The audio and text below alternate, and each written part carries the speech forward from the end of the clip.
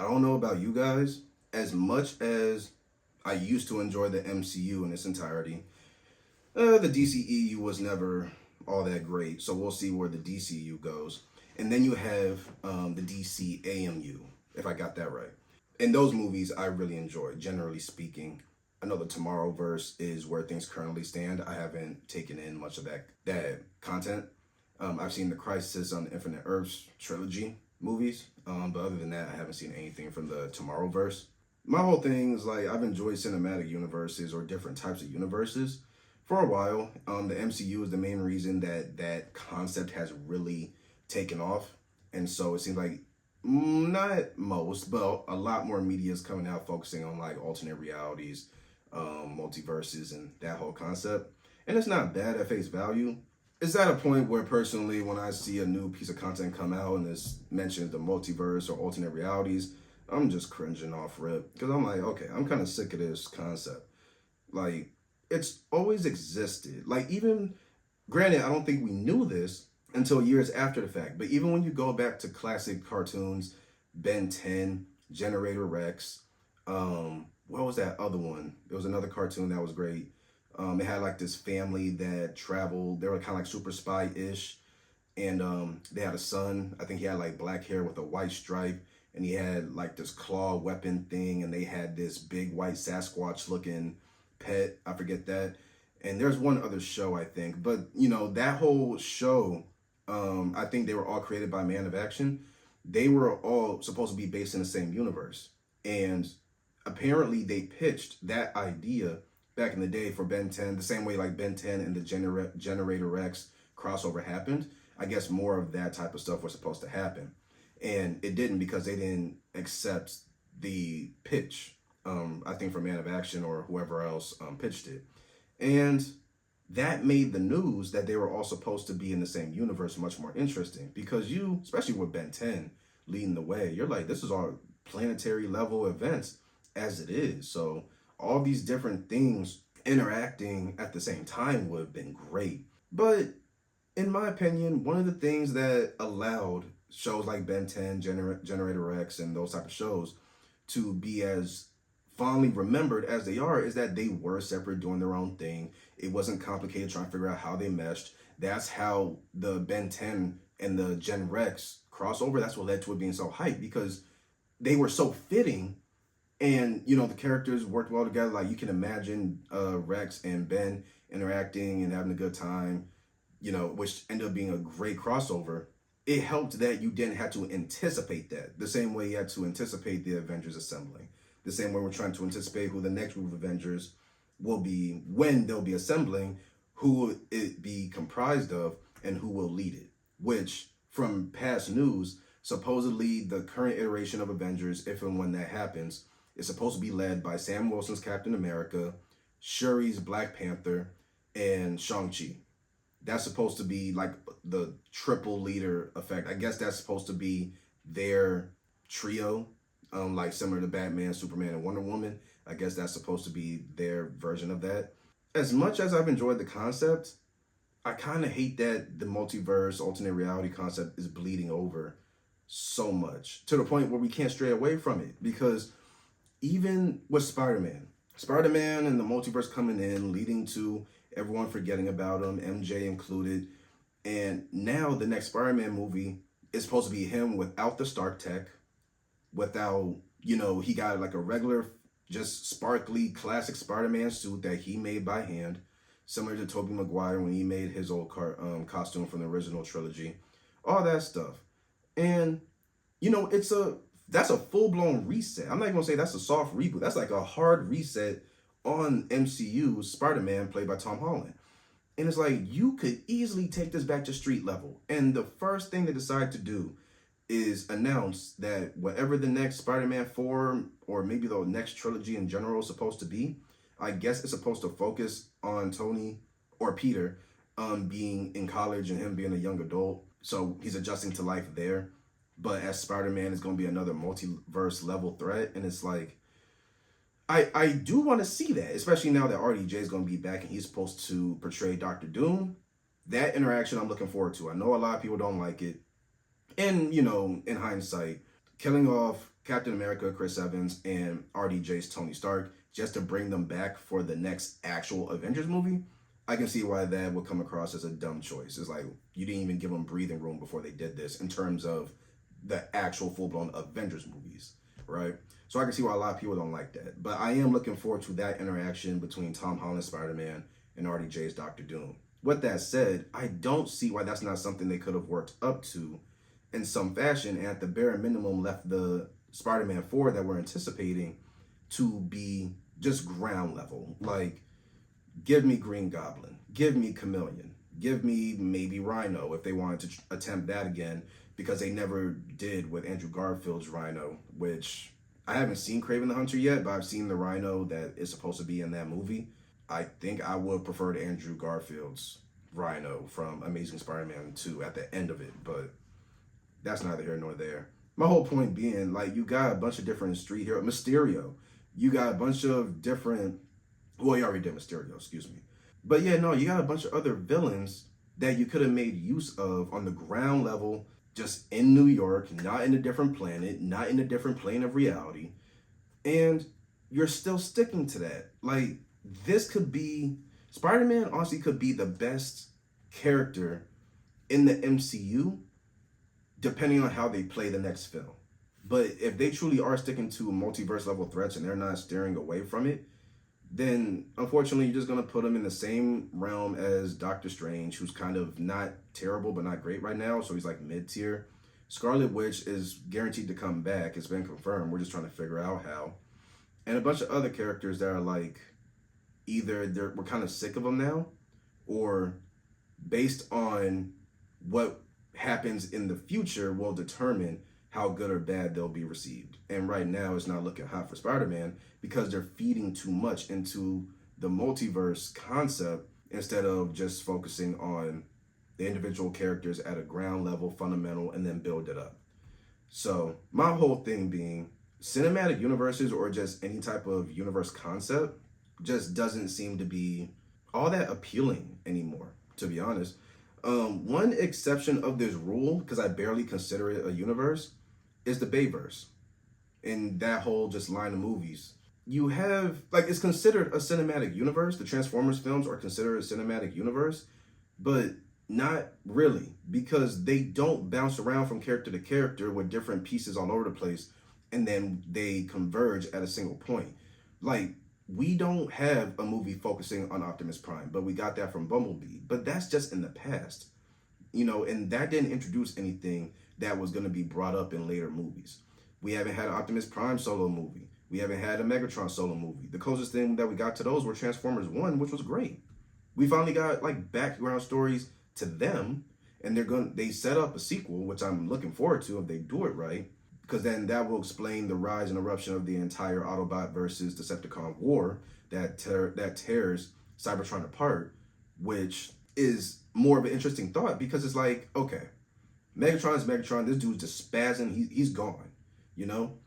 But Cybertron is where it needs to be right now. So now in the sequel, we'll see how Megatron decides to shut that whole thing down and just ruin everything.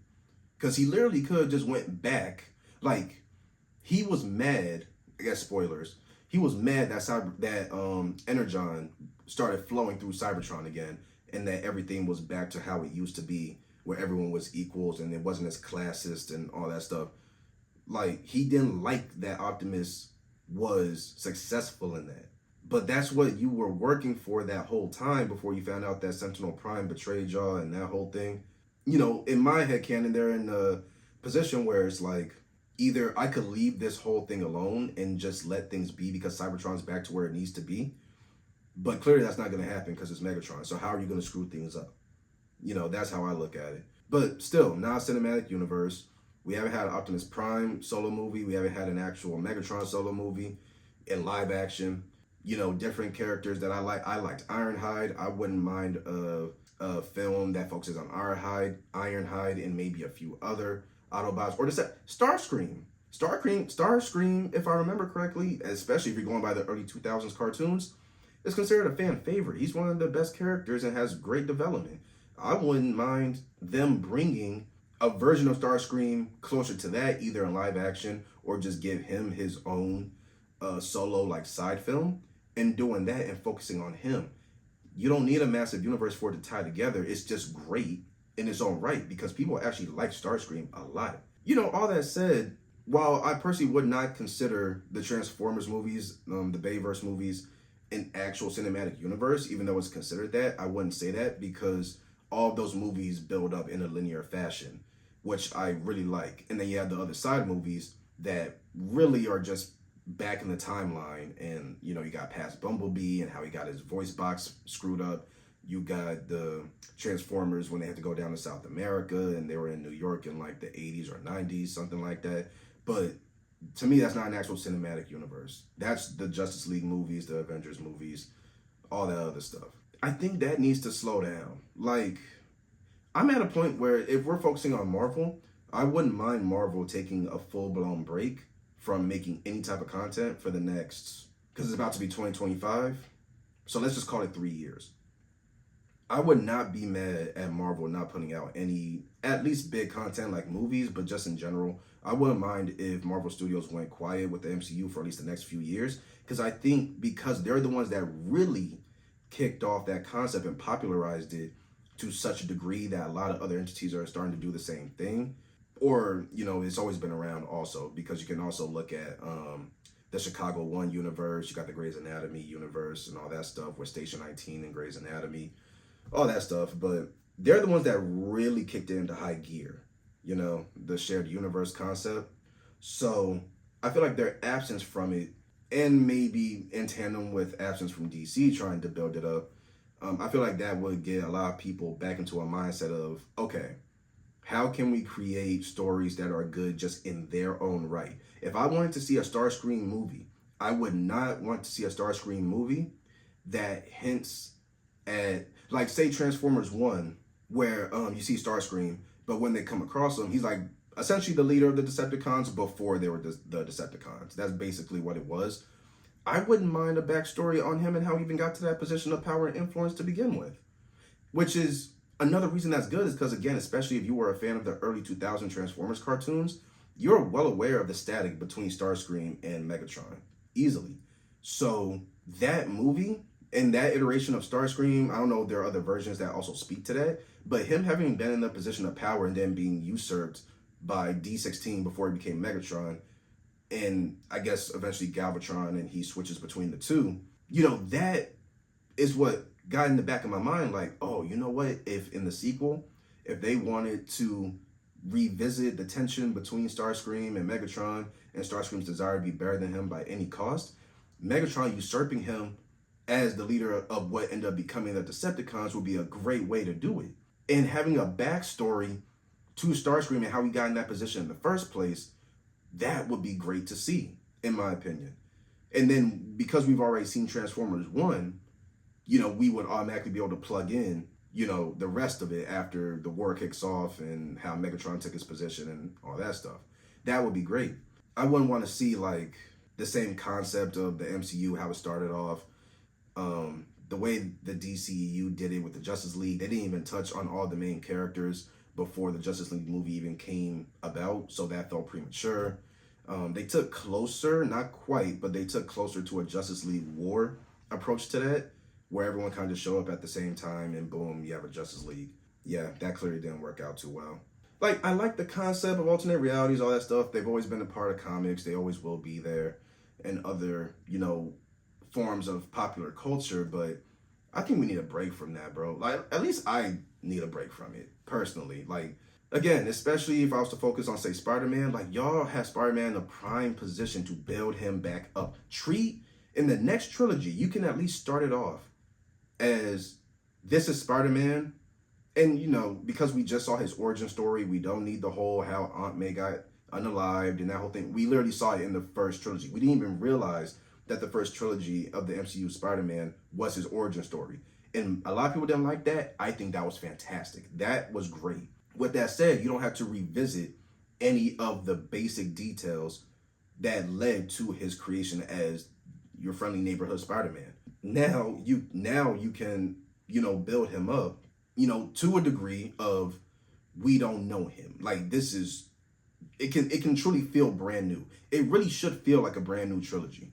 Like the next Spider-Man movie should have really no references or very little because he's technically by himself and no one knows who he is or remembers him. So it really should have a feel of like he shouldn't be talking about anything from the first trilogy. At least until maybe the end of the first movie after he takes down the big bad, but he's still a street level villain that's not trying to take down the entire planet, maybe the whole city or Brooklyn or Queens, whatever. And he saves it, and then maybe that's when Doctor Strange pops back in and drags him back into the BS. You know what I mean? Like the big stuff. But it shouldn't start off that way. And I think what's happening is a lot of these creators are leveraging the MCU, or not the MCU, but the multiverse concept, basically as a crutch. And what it does is it forces their creativity to take a noticeable dive because they have to be very objective of how all these different details that they have scattered throughout the universe, I guess, like of those group of IPs and how they make sense and how they end up coalescing to a single point. And that's not working. There's always going to be plot holes and everything with any medium. It's going to happen. There are plenty of great movies and shows that have plot holes, whatever, but it's like, well, you know what? It was so great, I'm just going to overlook it anyway. You know what I mean? Like, it was still great. It was a plot hole, but I don't care. You know what I'm saying? Like, that's always going to be there. I think we all can name one IP off the top of our head that, if you noticed, had noticeable plot holes, but you're kind of just like, I ain't going to pay it no mind. It's whatever. But then you got other ones that are just so massive that even like for me, I'm not like a movie reviewer. This is not like a movie reviewer channel or anything like that. But even not, like, if you catch me as I'm watching the stuff, I may not be able to remember it later because my memory's crap. But I may be able to remember or notice as I'm watching a movie or a show for the first time and I hear a line that completely contradicts a concept that was introduced early on. I'm going to be like, that's not a small detail you just skipped over. That's a pretty big gap. You know what I mean? That's like a chasm. More and more of that has been popping up ever since people started relying on the multiverse concept. So for me, I think it would behoove Hollywood to leave the multiverse concept alone, especially with these comic book based heroes, and focus on telling individual stories of the individual characters. You can still do like start with one, do a sequel, expand on the stories of more characters, what have you, that's fine. The Bayverse Transformers movies basically do that, but that does not inherently make it a cinematic universe. It's listed as one, but to me, that does not count as a cinematic universe because everything's not as scattered. It's more of a linear story. Leveraging the multiverse concept, spreading all these details, important objects, hinting at characters that are supposed to pop up. When they don't pop up in a timely fashion, it's like, okay, what were you ever going to do anything with this? That whole thing. Freaking Adam Warlock. And again, I'm not even a big comic book fanatic. Like, I had comics growing up and I would read them here and there, but I didn't have access to comics like that growing up. So for me, even though I don't know all the details about Adam Warlock, I just know he's not supposed to be what he ended up being in Guardians of the Galaxy Volume 3, which for me is the only Guardians of the Galaxy movie that was like really good. The other two I was kind of like about. I didn't really care. Guardians of the Galaxy Volume 3 is fantastic. But that was one detail that really screwed it up for me, was Adam Warlock. Because I'm like, that, even when it comes to other content creators whose videos I've been watching for years on end, long before I started making my own videos just for the heck of it, I got an idea of Adam Warlock, and he's supposed to be Superman-esque, essentially. Like, he's not supposed to be a lightweight character. And when you look at what they did with him in GOTG3, it's like, is this really supposed to be Adam Warlock? Please say psych. Please tell me there's another version out there that's the real him and this guy's like a dud. You know what I mean? Those are some of the details that come about as the result of trying to focus on the cinematic universe and trying to force characters to fit in spaces they're not supposed to fit in. Of course, you got to retcon some of their history and their like initial rise to power and all that stuff to make things fit. It's a bunch of different stuff, but I've ranted about it enough. The main thing being multiverse, like it. Alternate realities, like it. Time travel, like it. But right now we're at a point where it seems like more and more IPs across different mediums are coming out focusing on that concept. And it's only leading to what seems to be a general consensus that the quality of these IPs are going down because they're trying to incorporate too much, partially by being objective to the overall universe and how things click and bringing new characters into the fold, less popular ones, whatever. But now the plot holes that maybe before in other IPs were just overlooked because the things were just that great, it's like, no, we can't ignore this because you just threw away fundamental stuff that throws everything into shambles. So it's like, please, please get back to consistently building up the characters, give them their own stories. If you want to do crossovers here and there, cool. At least don't make everything about the anticipated like overlap and intersection of these characters. Like if they intersect and they split, try not to touch the other characters or their potential overlap or whatever. Like truly make things unique for that character. Like if an important weapon or item shows up, it needs to be unique to their past and their history. It shouldn't be something like not every item or important character has to pop up later that ends up becoming some type of threat or even an asset to like the Avengers as a whole or the Justice League as a whole, things like that. Leave some things unique to those characters. I guess just hint at the big bad that's going to be at the center of everything and hint at the technology, the weapons, the overall plan that they're going for that draws all of those other characters together. But they're all, like those same elements need to be present for each of those individual characters in a way that does not get pulled into the big event, to the big crisis, if that makes sense. That's how I feel with it. I feel like the quality of everything is going down. Not everything, but a lot of things are going down because they have to focus on making the stuff fit for the sake of the big universe. And it's like, yo, put the multiverse universe concepts to bed for a bit. Take a nap. For at least 3, 4, 5 years, take a nap. Get back to making stories that are just good in their own right. Even Gladiator 2 was great in its own right. It's a long-awaited sequel for the first one. And they pulled a heck of a switcheroo on me, man. They did. Because I watched the first Gladiator the day before my mom, her boyfriend, and I went to go see the second one. And that movie starting off, I'm like, okay, they're going to pretty much copy and paste the first one. Then it took a turn. I'm like, oh, yeah, no, this movie's great in its own right. It really was. So if they wanted to ruin something like that, assuming they wanted to continue building on that IP, they would just have to find some way to make it overlap with, in a universe concept. That would be the quickest way for it to lose my attention for the future. And then more and more IPs seem to be taking that type of action. But let me go ahead and shut up. That's it of the rant. Multiverse needs to chill as a concept. People need to go back to telling isolated stories and making those stories tight-knit and still interesting and effective and fun, and then maybe do crossovers here and there, basically. I'll go ahead and leave that video off here, guys. What's your thoughts, feedback, suggestions, opinions, anything like that? Go ahead and leave those for me in the comment section below. I'll see you guys in the next one. Later.